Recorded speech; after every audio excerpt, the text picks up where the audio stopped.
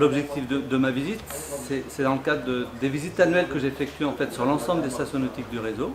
C'est-à-dire que chaque année, il est important qu'il y ait un suivi un petit peu sur les projets de développement, voir un petit peu comment les organisations se mettent en place, comment elles se développent, qu'est-ce qui se passe sur le territoire, comment est-ce que les problèmes sont solutionnés et comment, en gros, comment le nautisme vit. Notre label, il est décerné pour une période de 5 années. Et tous les ans, je m'attache à aller voir chacun de ces territoires-là. Donc l'idée, c'est aussi d'être au plus proche du terrain pour rencontrer les acteurs, parler avec eux, rencontrer les nouvelles problématiques qu'ils peuvent avoir, essayer de trouver des solutions.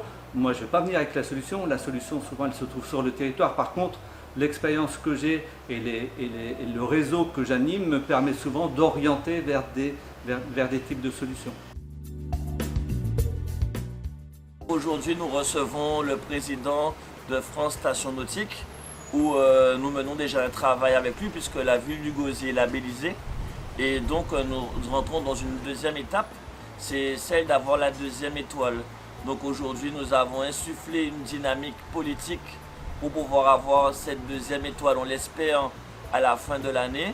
Donc on va répondre aux demandes et surtout un vrai conseil autour des bases nautiques pour pouvoir notamment réguler l'attractivité sur le territoire du Gosier et bien sûr de mettre en protection les usagers.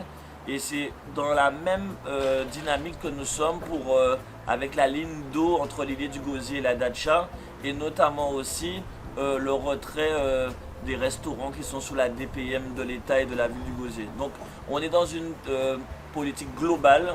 Aujourd'hui, la ville du Gosier cherche à aller vers l'excellence et on se donne les moyens avec nos partenaires de pouvoir apporter aux Gosieriens, aux personnes qui nous visitent, aux touristes, la meilleure offre touristique de la Guadeloupe et notamment de la Riviera du Levant.